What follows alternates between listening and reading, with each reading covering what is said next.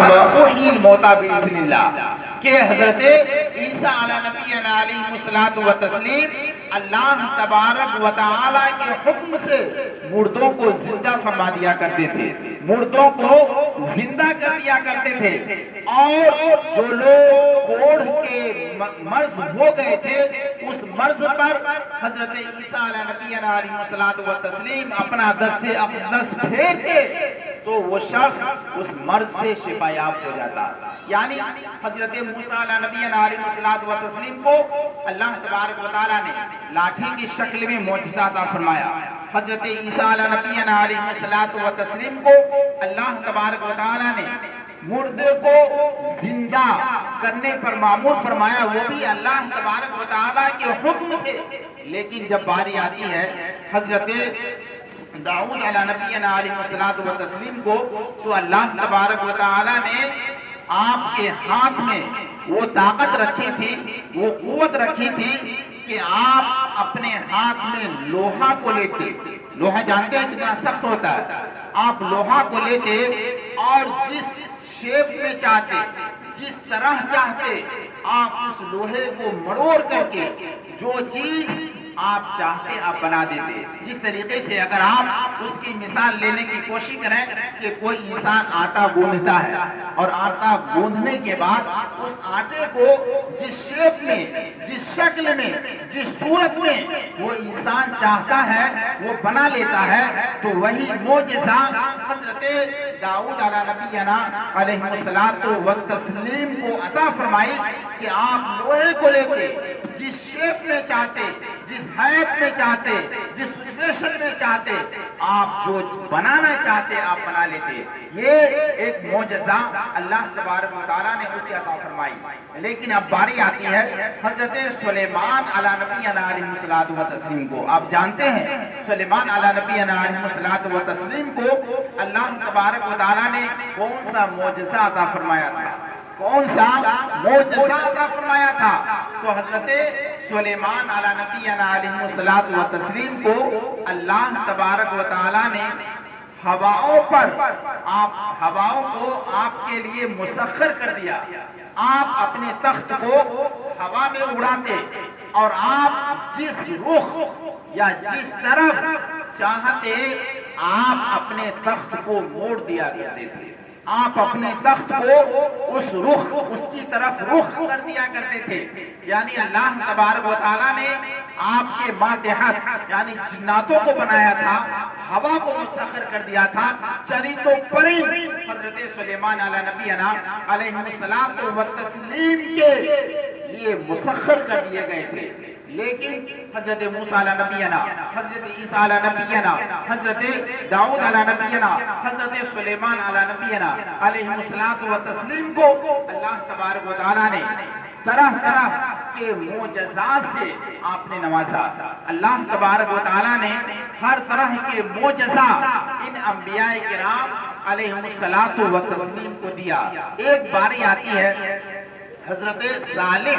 علیہ نبی علیہ الصلوۃ والتسلیم کے، اس وقت میں کیا ہوتا ہے آپ تھوڑا پہلے سے اگر آپ سنتے جائیں گے تو آسانی کے ساتھ آقا کریم صلی اللہ علیہ وسلم کے معجزہ کو آپ آسانی کے ساتھ سمجھ سکتے ہیں۔ اس لیے ہم پیچھے سے آپ کو لے کر کے چل رہے ہیں تاکہ آپ کا ذہن اس طرف جا کر کے بیٹھ جائے۔ تو حضرت صالح علیہ نبی علیہ الصلوۃ والتسلیم کو اللہ تبارک و تعالیٰ نے آپ کو ایک پتھر نما پہاڑ پر لے جاتے ہیں، جانے کا حکم دیتے ہیں، اور حضرت صالح علیہ نبی علیہ الصلوۃ والتسلیم کو حکم دیتے ہیں کہ آپ اس پہاڑ کو یہ کہیں کہ اس پہاڑ کے اندر سے اونٹنی کا بچہ نکل جائے۔ جیسے ہی آپ کہتے ہیں کہ اس پہاڑ سے اونٹنی کا بچہ نکل آتا ہے، اور اس اونٹنی کے بچے کو لے کر کے، یہ واقعہ بہت لمبا ہے، مجھے وہاں نہیں جانا بلکہ میں اس کا ماحصل بیان کر رہا ہوں تاکہ دیگر انبیاء کرام علیہ الصلوۃ والتسلیم کو اللہ تبارک و تعالیٰ نے جتنے بھی معجزات دیے، سارا کا سارا معجزہ آقا کریم صلی اللہ علیہ وسلم کے اندر موجود تھا۔ یعنی طرح طرح کے معجزات جو دیگر انبیاء کرام علیہم و تسلیم کو اللہ تبارک و تعالیٰ نے جو دیا، وہ سارے معجزہ کو اگر اکٹھا کیا جائے، اگر یکجا کیا جائے، اگر ایک جگہ کیا جائے، تو وہ سارا کا سارا معجزہ آقا کریم صلی اللہ تعالیٰ علیہ وسلم کے پاس موجود ہے۔ نبی پاک صلی اللہ تعالیٰ علیہ وسلم کے اندر وہ سارے کے سارے معجزات موجود ہیں۔ آپ کہیں گے آخر کس طریقے سے آقا کریم صلی اللہ تعالیٰ علیہ وسلم کے اندر ان سارے کے سارے معجزات موجود ہیں؟ تو آپ سنیں کہ اللہ کے رسول صلی اللہ تعالیٰ علیہ وسلم نے جب آپ اس دنیا میں تشریف لائے اور تشریف لانے کے بعد نبی پاک صلی اللہ تعالیٰ علیہ وسلم کے دنیا میں تشریف آوری سے قبل ہر طرح کی برائیوں میں لوگ ملوث تھے، ہر طرح کی برائیاں اس روئے زمین پر لوگ کرتے ہوئے نظر آ رہے تھے، اور ان برائیوں میں لوگ اس طریقے سے محو ہو گئے تھے، اس طریقے سے معجزن ہو گئے تھے جس کا اندازہ لگانا بہت ہی مشکل ہے۔ آپ اندازہ لگائیں، چاہے وہ جنگ بدر کا معاملہ ہو، چاہے وہ جنگ احد کا معاملہ ہو، چاہے وہ جنگ صفین کا معاملہ ہو، چاہے وہ جنگ موتا کا معاملہ ہو، چاہے وہ جنگ خندق کا معاملہ ہو، چاہے اور بھی دیگر جنگ لڑائی کا معاملہ ہو، آپ اندازہ لگائیں، ہر جگہ آقا کریم صلی اللہ تعالیٰ علیہ وسلم کا معجزہ ہمیں اور آپ کو دیکھنے کو ملتا ہوا نظر آتا ہے۔ آپ اندازہ لگائیں اور غور کریں کہ ایک جنگ کو اپنی نگاہوں کے سامنے لیتے ہیں اور اس کا ہم تجزیہ کرنے کی کوشش کرتے ہیں، اس کو ہم دیکھتے ہیں کہ اللہ کے رسول صلی اللہ تعالیٰ علیہ وسلم سے کہاں کہاں معجزات ظاہر اور باہر ہوتے ہوئے نظر آ رہے ہیں۔ یہ خندق کا معاملہ ہے، اور یہ خندق مدینہ منورہ کے قریب ہی ایک جگہ ہے، اور اس جنگ میں آقا کریم صلی اللہ تعالیٰ علیہ وسلم شریک تھے، اور خندق کے معنی ہوتا ہے گاڑھا، اور وہ گاڑھا اس لیے ہونا گیا تھا، وہ گڈھا اس لیے کیا گیا تھا تاکہ اس گاڑھا کے اس طرف یعنی مدینہ منورہ کا گاؤں پڑتا ہے، تاکہ جو لوگ فوج آئیں گے وہ فوج اس گڑھے کو پار کر کے، گڑھے کو عبور کر کے مدینہ منورہ کی بستی میں پرویش نہ کر جائے، تاکہ مدینہ منورہ میں رہنے والے لوگوں کو پریشانیوں کا نہ سامنا کرنا پڑ جائے، اس لیے اس گڑھے کو کھونا جا رہا تھا۔ بہت سارے اصحاب کرام رضوان اللہ تعالیٰ علیہم اجمعین اس گڑھے کو کھون گئے تھے، اور کھونتے کھونتے اس گڑھے کے اندر ایک بہت بڑا پتھر نمودار ہوتا ہے، جو تمام کے تمام صحابہ کرام رضوان اللہ تعالیٰ علیہم اجمعین مل کر کے اس پتھر کو توڑنا چاہتے ہیں، اس پتھر کو ہٹانا چاہتے ہیں، لیکن نہ ہی اس پتھر کو توڑ پائے، نہ ہی اس پتھر کو ہٹا پائے۔ جب یہ بات آقا کریم صلی اللہ تعالیٰ علیہ وسلم کو پتا چلی، نبی پاک صلی اللہ تعالیٰ علیہ وسلم کے پاس خبر دی گئی کہ میرے پیارے آقا صلی اللہ تعالیٰ علیہ وسلم ایک پتھر بیچ میں حائل ہو گیا ہے، ہم سے وہ پتھر ہٹ نہیں رہا ہے، ہم سے وہ پتھر ٹوٹ نہیں رہا ہے، اے میرے پیارے آقا صلی اللہ تعالیٰ علیہ وسلم آپ تشریف لے آئیں اور آپ ہی اس پتھر کا ٹھکانہ لگائیں۔ تو آقا کریم صلی اللہ تعالیٰ علیہ وسلم تشریف لاتے ہیں، اور اس خندق کو کھودنے میں 1500 اصحاب کرام رضوان اللہ تعالیٰ علیہم اجمعین موجود تھے، لیکن کسی بھی صحابی سے وہ پتھر ہٹ نہیں پائے، توڑ نہیں پائے۔ آقا کریم صلی اللہ تعالیٰ علیہ وسلم تشریف لاتے ہیں اور اس پتھر کے اوپر پہلا وار کرتے ہیں تو ایک چنگاڑی نکلتی ہے، اور چنگاڑی نکلنے کے بعد دوسرا وار کرتے ہیں، پھر چنگاڑی نکلتی ہے، تیسرا وار کرتے ہیں، پھر چنگاڑی نکلتی ہے، لیکن جب تینوں وار آقا کریم صلی اللہ تعالیٰ علیہ وسلم نے کیا تو آپ سبحان اللہ الحمدللہ اللہ اکبر کی آپ صدا بلند کر رہے ہیں۔ صحابہ کرام رضوان اللہ تعالیٰ علیہ اجمعین کی جماعت پوچھتے ہیں میرے پیارے آقا صلی اللہ تعالیٰ علیہ وسلم، آخر इस पत्थर से चिंगारी निकल रही है और आप अल्हम्दुलिल्लाह सुभान अल्लाह की नारे बुलंद कर रहे हैं। आखिर इसमें हिकमत क्या है? तो अल्लाह के रसूल सल्लल्लाहु तआला अलैहि वसल्लम इरशाद फरमाते हैं, मुख्तलिफ रिवायात है, आप इरशाद फरमाते हैं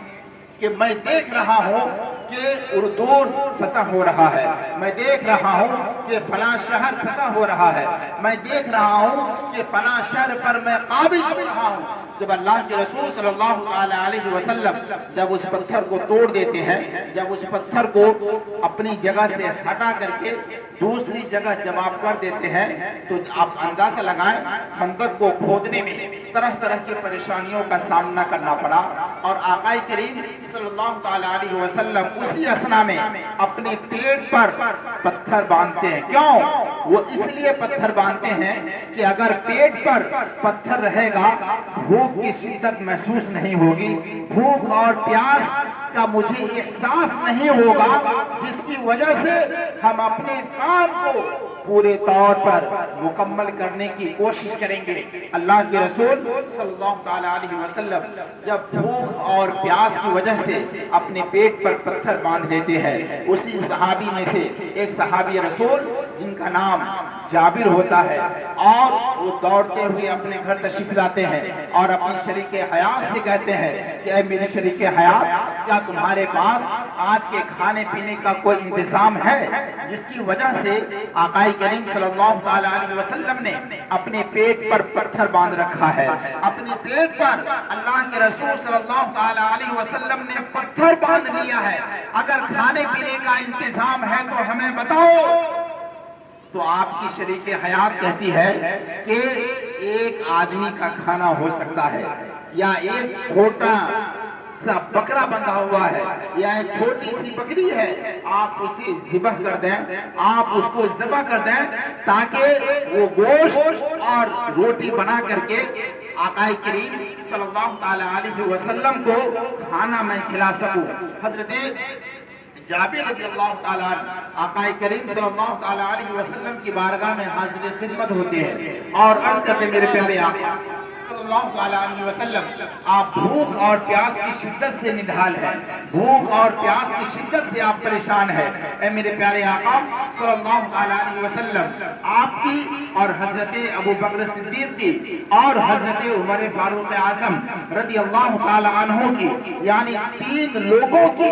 मेरे घर दावत है, आप खाने के लिए आप तशरीफ ले आए। जैसे ही हजरत जाबिर रज़ियल्लाहु ताला इतना कह करके आप अपने घर की तरफ रवाना होते हैं, तो अल्लाह के रसूल सल्लल्लाहु अलैहि वसल्लम जितने उस खंदक में असहाबे किराम की जमात थी, सबसे नबी पाक सल्लल्लाहु अलैहि वसल्लम मुखातब होते हैं और कहते हैं, ए मेरे सहाबियों सुनो, आज तुम लोग की दावत हजरत जाबिर रज़ियल्लाहु ताला अन्हु के यहाँ है, लिहाजा तुम लोग खाने के लिए तैयार हो जाओ। जैसे ही हजरत जाबिर रज़ियल्लाहु ताला अपने घर दाखिल होते हैं और आपकी शरीके हयात कहती है, ऐ मेरे सरताज, क्या आपने नबी पाक सल्लल्लाहु ताला अलैहि वसल्लम को दावत दे दी है? हजरत अबू बकर सिद्दीक रज़ियल्लाहु ताला अन्हु को दावत दे दी है, हजरत उमर फारूक आज़म रज़ियल्लाहु ताला अन्हु को आपने दावत दे दी है। तो हजरत जाबिर रज़ियल्लाहु ताला अन्हु कहते हैं, ऐ मेरे शरीके हयात, गजब हो गया, गजब हो गया। आपकी शरीके हयात कहती है, ऐ मेरे सरताज, आखिर हुआ क्या है, आप बताएं तो सही। तो हजरत जाबिर कहते हैं कि आपने मुझे 3 लोगों को दावत देने के लिए कहा था, आका करीम सल्लल्लाहु अलैहि वसल्लम, हजरत अबू बकर सिद्दीक और हजरत उमर फारूक आज़म, लेकिन मैंने 3 लोगों को दावत दी है। लेकिन अल्लाह के रसूल सल्लल्लाहु अलैहि वसल्लम ने पूरे सहाबे किराम रिज़वानुल्लाहि ताला अलैहिम अजमईन को दावत दे दिया है, लेकिन मेरे पास उतने इंतजाम नहीं है कि सारे असहाबे किराम रिज़वानुल्लाहि ताला अलैहिम अजमईन को दावत की जाए, खाना खिलाया जाए। आप हजरत जाबिर रज़ियल्लाहु ताला अन्हु के शरीके हयात का اعتقاد دیکھیں، ایمان دیکھیں، تیقن دیکھیں، وہ جواب دیتی ہے کہ آپ 3 لوگوں کو دعوت دے کر کے آئے ہیں، آپ 3 لوگوں کو کھانے کے لیے کہہ کر کے آئے ہیں، آپ اسے 3 لوگوں کی دعوت یعنی کھانے پینے کا آپ انتظام کریں۔ آپ اللہ کے رسول صلی اللہ تعالیٰ علیہ وسلم نے جو اپنی طرف سے دعوت دیے ہیں وہ دعوت کا انتظام اللہ کے رسول صلی اللہ تعالیٰ علیہ وسلم خود کریں گے۔ آپ ان کا یقین دیکھیں، ان کا اعتقاد دیکھیں کہ اس صحابیہ کا اعتقاد کتنا پختہ تھا، اس صحابیہ کا تیقن کتنا معتمد تھا، کتنا مستحکم تھا۔ آپ اندازہ لگائیں، حضرت جابر گھر پہ تشریف لے آتے ہیں اور جو بکری بندھی ہوئی تھی آپ اس بکری کو ذبح کرتے ہیں، اور ذبح کرنے کے بعد غور سے سنیں گے آپ، جب ذبح وہ بکری ہو جاتی ہے، جب حضرت جابر ذبح کر رہے ہوتے ہیں تو آپ کے پاس 2 لڑکا ہوتا ہے۔ جب آپ بکری ذبح کر رہے ہیں آپ کا وہ لڑکا دور کھڑا ہو کر کے وہ سارا منظر دیکھ رہا ہوتا ہے کہ میرے والد محترم اس بکری کو کس طریقے سے ذبح کر رہے ہیں، بکری کو کس طریقے سے ذبح کر رہے ہیں۔ جب بکری ذبح ہو جاتی ہے ان کے والد بکری کو بنا لیتے ہیں اور اپنی شریک حیات کو پیش کر دیتے ہیں، اس کے بعد اپنے کاموں میں مشغول ہو جاتے ہیں۔ دور کھڑا جو بچہ دیکھ رہا تھا اس بکری کو کس طریقے سے لیٹایا گیا ہے، اس بکری کو کس طریقے سے سلایا گیا ہے، اپنے چھوٹے بھائی کو پکڑتا ہے اور چاقو لیتا ہے، لینے کے بعد اپنے بھائی سے کہتا ہے او میرے بھائی سنو کہ ابھی میرے والد محترم نے جس طریقے سے بکری کو لٹا کر کے ذبح کیا ہے، جس طریقے سے بکری کو سلا کر کے ذبح کیا ہے، آؤ میں تمہیں بتاتا ہوں جس طریقے سے میرے والد محترم نے ذبح کیا ہے۔ اس کا بڑا بھائی اپنے چھوٹے بھائی کو لٹاتا ہے اور جس چھری سے اس بکری کو ذبح کیا گیا تھا اور اسی چھری کو لیتا ہے اور اپنے چھوٹے بھائی کے گردن پر چلا دیتا ہے، اور جیسے ہی وہ چھری اس کے چھوٹے بھائی کے گردن پر چلی اور اس کی روح اب سے انسوی سے پرواز کر گئی، جیسے اس کی والدہ کی نظر یعنی اس کی ماں کی نظر اپنے چھوٹے بیٹے پر پڑتی ہے، فوراً دوڑ کر کے گھر سے باہر نکلتی ہے اور اپنے اس بڑے لڑکے کو پکڑنے کے لیے کوشش کرتی ہے تو وہ بچہ دوڑ کر کے چھت کی طرف جاتا ہے اور پاؤں پھسلنے کی وجہ سے وہ بچہ چھت سے گر جاتا ہے اور فوراً اس بچے کی موت ہو جاتی ہے، فوراً اس بچے کی روح اس کے قبض انسوری سے پرواز کر جاتی ہے۔ آپ اندازہ لگائیں کہ آقا کریم صلی اللہ علیہ وسلم کو کھانے کی دعوت دے دی گئی ہے، بکری ذبح ہو گئی ہے اور آقا کریم صلی اللہ علیہ وسلم مہمان بن کر کے اس شریک حیات کے گھر تشریف لانے والے ہیں، لیکن اس خاتون کا اعتماد دیکھیں، اس خاتون کا تیقن دیکھیں، اس خاتون کا ایمان کتنا پختہ کتنا مستحکم تھا، اس کا اندازہ لگانا بہت مشکل ہے۔ وہ خاتون اپنے دونوں بچوں کو اٹھاتی ہے اور اٹھانے کے بعد گھر کے ایک کونے میں لے جاتی ہے اور اسے لٹا دیتی ہے اور ادھر کھانے بنانے میں مشغول مصروف ہو جاتی ہے۔ تو وہ اس لیے کہ آقا کریم صلی اللہ علیہ وسلم کی دعوت ہونے والی ہے، نبی پاک صلی اللہ علیہ وسلم میرے گھر مہمان بن کر کے آنے والے ہیں اور اپنی بچوں کی محبت کو نبی پاک صلی اللہ علیہ وسلم کی محبت پر قربان کرتی ہوئی وہ خاتون نظر آتی ہے۔ اور جب کھانا تیار ہو جاتا ہے آقا کریم صلی اللہ علیہ وسلم اپنے اصحاب کے ساتھ تشریف لاتے ہیں اور دسترخوان بچھایا جاتا ہے اور حضرت جابر رضی اللہ تعالیٰ عنہ کے گھر میں صرف اتنی سی جگہ باقی رہتی ہے کہ صرف 10 سے 15 لوگ ہی ایک ساتھ بیٹھ کر کے آپ کھانا کھا سکتے ہیں، تو دسترخوان بچھا دیا جاتا ہے۔ آقا کریم صلی اللہ علیہ وسلم کو دسترخوان پر بٹھایا جاتا ہے اور نبی پاک صلی اللہ علیہ وسلم کے سامنے کھانے لگا دیے جاتے ہیں، لیکن اللہ کے رسول صلی اللہ علیہ وسلم نے پہلے یہ تاکید کر دی تھی کہ او جابر کھانا تو بنا لینا لیکن سالن کا دیگ اپنے اس وقت تک باہر مت اتارنا، اس آگ پر سے نیچے مت کرنا جب تک میں تمہیں اجازت نہ دے دوں، جب تک میں تمہیں حکم نہ دے دوں۔ بات ایسی ہوتی ہے آقا کریم صلی اللہ تعالیٰ علیہ وسلم کے حکم کی تعمیل کی جاتی ہے. نبی پاک صلی اللہ تعالیٰ علیہ وسلم کا لعاب دہن اس یعنی دیگ میں ڈالا جاتا ہے اور 1500 اصحاب کرام رضوان اللہ تعالیٰ علیہ مجمعین کی وہ جماعت اس نے ہی مختصر سے کھانے میں شکم زیر ہو کر کے کھا لیتے ہیں. اب باری آتی ہے آقا کریم صلی اللہ تعالیٰ علیہ وسلم کی. جب کھانے کی باری آتی ہے آپ جابر سے پوچھتے ہیں او جابر تمہارے پاس 2 بیٹے تھے, ذرا تم اپنے 2 بیٹوں کو میرے پاس لے آؤ, اس دسترخوان پر لے آؤ تاکہ بیٹھ کر کے میرے ساتھ تمہارا بچہ بھی کھانا کھا لے. وہ جابر اپنی شریک حیات کے پاس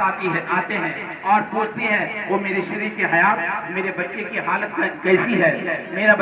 بچہ کہاں ہے؟ اللہ کے رسول صلی اللہ تعالیٰ علیہ وسلم کھانے پر بلا رہے ہیں لیکن اس کی شریک حیات کہتی ہے بچے کی طبیعت صحیح نہیں ہے, لہٰذا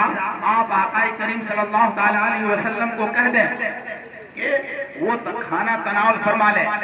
آپ جابر رضی اللہ تعالیٰ عنہ آقا کریم کے پاس آتے ہیں اور کہتے ہیں کہ اس بچے کی طبیعت صحیح نہیں ہے لہذا آپ کھانا تناول فرما لیں. لیکن اللہ کے رسول صلی اللہ تعالیٰ علیہ وسلم دوسری بار اجازت دیتے ہیں کہ اپنے بیٹے کو لاؤ, جب تک تمہارا بیٹا نہیں آئے گا اس وقت تک میں کھانا تناول نہیں فرماؤں گا. تیسری بار جب اللہ کے رسول صلی اللہ تعالیٰ علیہ وسلم حضرت جابر سے کہتے ہیں تو حضرت جابر رضی اللہ تعالیٰ عنہ آقا کریم صلی اللہ تعالیٰ علیہ وسلم کو لے کر کے اپنے شریک حیات کے پاس آتے ہیں اور آنے کے بعد آقا کریم صلی اللہ تعالیٰ علیہ وسلم سے کہتے ہیں کہ ذرا میرے شہزادے کے پاس لے چلو, ذرا دیکھیں اس کی طبیعت کیسی ہے. جب اللہ کے رسول صلی اللہ تعالیٰ علیہ وسلم اس جگہ پر تشریف لاتے ہیں جہاں پر 2 نونہال بچہ اس سارے پانی سے رخصت ہو چکا ہے, اس سارے پانی سے کوچ کر چکا ہے, آقا کریم صلی اللہ تعالیٰ علیہ وسلم اس کے چہرے پر سے چادر کو جیسے ہٹاتے ہیں دیکھ کر کے دم رہ جاتے ہیں اور کہتے ہیں کہ او میرے شہزادے سنو, مجھے اللہ تبارک و تعالیٰ کی طرف سے یہ حکم ہوا ہے کہ تم میرے ساتھ کھانا تناول فرماؤ گے, تم میرے ساتھ دسترخوان پہ بیٹھ کر کے تم میرے ساتھ کھانا کھاؤ گے. او میرے شہزادے اٹھو. جیسے اللہ کے رسول صلی اللہ تعالیٰ علیہ وسلم اتنا کہتے ہیں دونوں شہزادہ اپنے دامن کو جھاڑتے ہوئے کھڑے ہوتے ہیں اور آقا کریم صلی اللہ تعالیٰ علیہ وسلم کے ساتھ دسترخوان پر بیٹھ کر کے آپ کھانا تناول فرماتے ہوئے نظر آتے ہیں. یہاں پر 2 معجزہ آقا کریم صلی اللہ تعالیٰ علیہ وسلم سے ظاہر ہوتا ہوا نظر آ رہا ہے. وہ کیا کہ اللہ کے رسول صلی اللہ تعالیٰ علیہ وسلم نے اس بچے کو یعنی جو اس سارے پانی سے رخصت ہو چکا ہے, جس کی روح کب سے انسانی سے پرواز کر چکی ہے, آقا کریم صلی اللہ تعالیٰ علیہ وسلم اس بچے کو زندہ فرماتے ہوئے نظر آ رہے ہیں. جب کھانا تناول فرما لیا جاتا ہے, جب کھانا ہو جاتا ہے تو اللہ کے رسول صلی اللہ تعالیٰ علیہ وسلم حضرت جابر رضی اللہ تعالیٰ عنہ کو یہ حکم دیتے ہیں کہ اے جابر سنو, ابھی جتنے لوگ کھانا تناول فرمائے ہیں ان سارے لوگوں کے سامنے جو ہڈی تھی وہ سارے ہڈیوں کو ایک جگہ جمع کرو اور اس ہڈی کو ایک جگہ جمع کیا جاتا ہے اور آقا کریم صلی اللہ تعالیٰ علیہ وسلم اس ہڈی کی طرف اشارہ کرتے ہیں اور کہتے ہیں کہ اللہ تبارک و تعالیٰ کے نام سے تم اٹھ جاؤ. تو آقا کریم صلی اللہ تعالیٰ علیہ وسلم کے حکم کی تعمیل کرتے ہوئے جس بکری کو ذبح کیا گیا تھا وہ بکری زندہ ہوتی ہوئی نظر آتی ہے. یعنی 3 معجزہ آقا کریم صلی اللہ تعالیٰ علیہ وسلم سے اس جنگ خندق کے موقع پر صادر ہوتا ہوا نظر آتا ہے. کہاں کہاں آقا کریم صلی اللہ تعالیٰ علیہ وسلم کے معجزہ کو ہم اور آپ دیکھنے کی کوشش کریں گے. یعنی ہر جگہ ہر محاذ پر آقا کریم صلی اللہ تعالیٰ علیہ وسلم کا معجزہ ظاہر اور باہر ہوتا ہوا نظر آتا ہے. آقا کریم صلی اللہ تعالیٰ علیہ وسلم اپنے انگلیوں سے پانی کے چشمے جاری فرماتے ہوئے نظر آتے ہیں. یعنی اپنے انگلیوں پانچوں انگلیوں سے اللہ کے رسول صلی اللہ علیہ وسلم پانی کے چشمے جاری فرماتے ہیں. یہ بھی تو معجزہ ہے. آقا کریم صلی اللہ علیہ وسلم سورج کو دوبارہ پچھم سے پلٹاتے ہیں. یہ بھی تو ایک معجزہ ہی ہے. اللہ کے رسول صلی اللہ علیہ وسلم درخت کو اپنے پاس بلا لیتے ہیں. یہ بھی تو معجزہ ہی ہے. آقا کریم صلی اللہ علیہ وسلم کنکروں سے کلمہ پڑھوا لیتے ہیں. یہ بھی تو معجزہ ہی ہے. آپ اندازہ لگائیں ہر محاذ پر ہر موقع پر آقا کریم صلی اللہ علیہ وسلم کی زندگی یعنی معجزات سے بھری پڑی ہے. ہمیں اور آپ کو دیکھنا یہ ہوگا, ہمیں اور آپ کو جاننا یہ ہوگا کہ آقا کریم صلی اللہ علیہ وسلم کے جو معجزات تھے, آقا کریم صلی اللہ علیہ وسلم کا معجزہ کس وجہ سے صدور پذیر ہوتا ہوا نظر آ رہا ہے, کس طریقے سے ظاہر اور ظاہر ہوتا ہوا نظر آ رہا ہے. ہمیں اور آپ کو جاننا پڑے گا کہ یہی اللہ کے رسول صلی اللہ علیہ وسلم اس محاذ پر آنے کے بعد, اس روئے زمین پر تشریف لانے کے بعد طرح طرح کے عجائبات ظاہر اور باہر ہوتے ہوئے نظر آ رہے ہیں. طرح طرح کے الزامات آقا کریم صلی اللہ علیہ وسلم پر لگاتے ہوئے لوگ بے جا دریغ کرتے ہوئے نظر نہیں آتے ہیں. آپ اندازہ لگائیں کہ یہ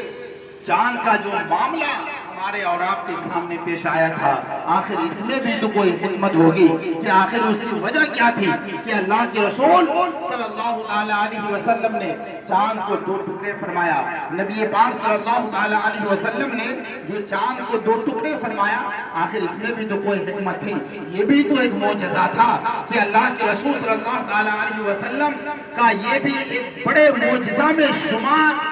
نظر آتا ہے کہ آخر چاند کو دو ٹکڑے کرنے کا حکمت کیا تھی. آپ اندازہ لگائیں کہ ابو جہل کا ایک دوست تھا اور وہ تجارت کے غرض سے